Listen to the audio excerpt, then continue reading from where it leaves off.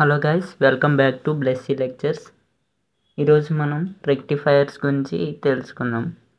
First, rectification అంటే ఏంటంటే converting AC voltages to DC voltages is called rectification.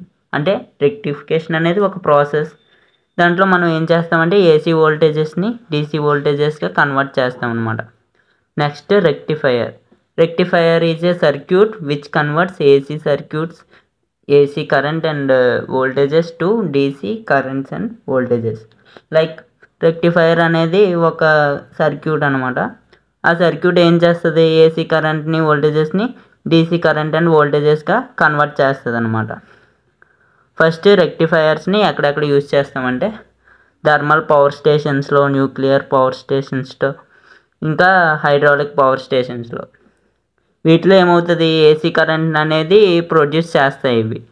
ఈ AC current డైరెక్ట్గా DC కరెంట్గా convert చేసుకొని లైక్ మోస్ట్ ఆఫ్ ద ఇండస్ట్రీస్లో ఏంటంటే పెద్ద పెద్ద ఎలక్ట్రానిక్ కాంపోనెంట్స్ ఉంటాయి. అవి డీసీ కరెంట్ని మాత్రం యూజ్ చేసుకుంటాయి అన్నమాట. ఇవి ఏంటంటే ఏసీ కరెంట్ని ప్రొడ్యూస్ చేస్తాయి. ఈ ఏసీ కరెంట్ని డీసీ కరెంట్గా కన్వర్ట్ చేసుకోవడానికి మనం ఇక్కడ రెక్టిఫైయర్స్ని యూజ్ చేసుకుంటాం అన్నమాట. నెక్స్ట్ వచ్చేసి ఛార్జర్స్. మన ఇంట్లో వచ్చేసి 230 volts ఏసీ కరెంట్ ఇలా అయితే కరెంట్ అనేది వస్తుంది అనమాట. సో మనకి ఫోన్ డైరెక్ట్గా ఏసీ కరెంట్ని తీసుకోలేదు. ఫోన్ లోపల లిథియం అయాన్ బ్యాటరీస్ అనేవి ఉంటాయి. దీన్ని ఛార్జ్ చేయడానికి ఏసీ కరెంట్ అనేది యూజ్ కాదనమాట.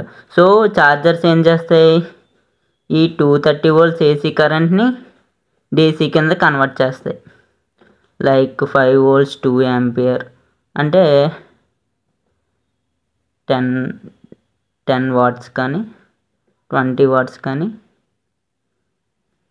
30 watts కానీ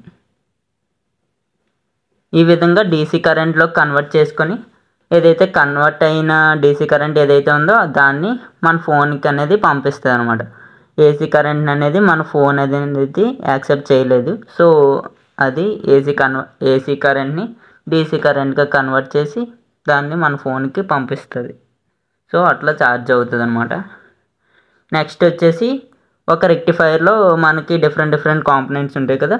ఫస్ట్ వచ్చేసి ట్రాన్స్ఫార్మర్, నెక్స్ట్ డయోడ్స్ ఉంటాయి, నెక్స్ట్ వచ్చేసి రెసిస్టర్స్, ఇంకా ఫిల్టర్స్ ఉంటాయి.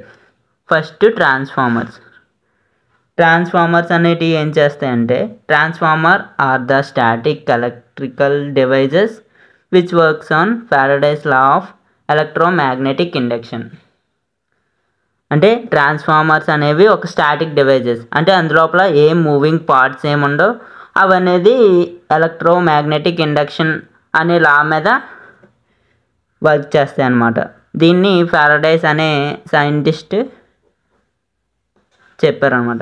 Next, transformers has 2 windings called primary winding and secondary winding which transfers voltage current without changing there frequency. Like బేసికల్గా ఒక ట్రాన్స్ఫార్మర్కి 2 windings అనేటివి ఉంటాయి.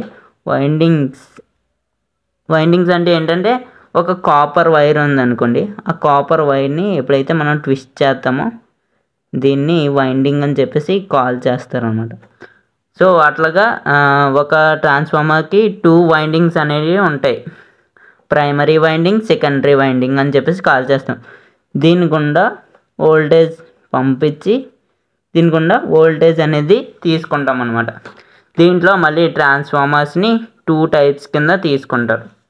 లైక్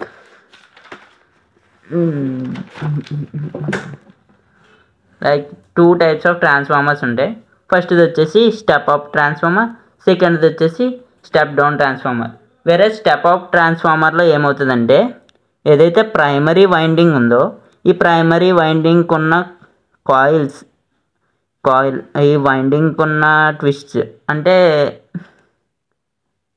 ఈ టర్న్స్ ఉన్నాయి కదా, ఈ టర్న్స్ అనేవి ఈ సెకండరీ వైండింగ్లో కన్నా తక్కువ ఉంటాయి అన్నమాట.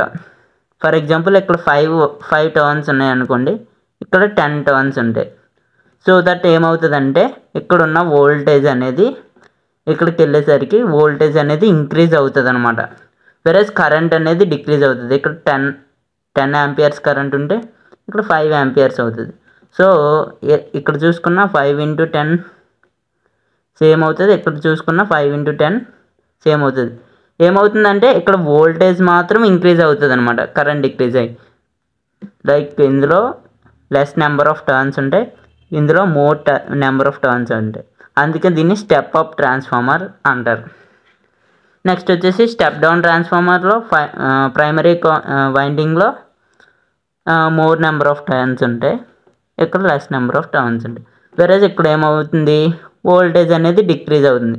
వోల్టేజ్ డిక్రీజ్ అయ్యి కరెంట్ అనేది ఇంక్రీజ్ అవుతుంది.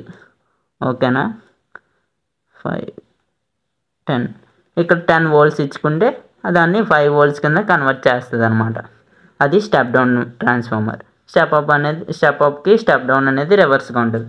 ఇంకా డిఫరెంట్ ట్రాన్స్ఫార్మర్స్ ఉంటాయి. లైక్ వేరియబుల్ ట్రాన్స్ఫార్మర్ అని చెప్పేసి ఉంటుంది. దాంట్లో అయితే మనం డైరెక్ట్గా ఇక్కడ ఉన్న టర్న్స్ని మనం పెంచుకోవడం తగ్గించుకోవడం చేయొచ్చు అనమాట. సో దట్ వోల్టేజ్ అనేది పెరగడం తగ్గడం జరుగుతూ ఉంటుంది. నెక్స్ట్ వచ్చేసి రెసిస్టర్ అనేది ఒక ఎలక్ట్రానిక్ డివైస్. వేరే ఏం చేస్తుందంటే వోల్టేజ్ని అపోజ్ చేస్తూ ఉంటుంది అన్నమాట.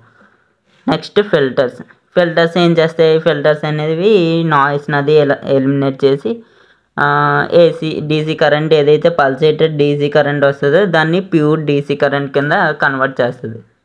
అండ్ రెక్టిఫైయర్స్లో డిఫరెంట్ టైప్స్ ఆఫ్ రెక్టిఫైర్స్ ఎలా అంటే, ఫస్ట్ మనకి హాఫ్ వేవ్ రెక్టిఫైర్ ఉంటుంది, దాని తర్వాత ఫుల్ వేవ్ రెక్టిఫైర్లో 2 టైప్స్ ఉన్నాయి మళ్ళీ. ఫస్ట్ది వచ్చేసి సెంటర్ ట్యాప్డ్ రెక్టిఫైర్, సెకండ్ది వచ్చేసి bridge rectifier. I hope you guys understand the concept and thank you.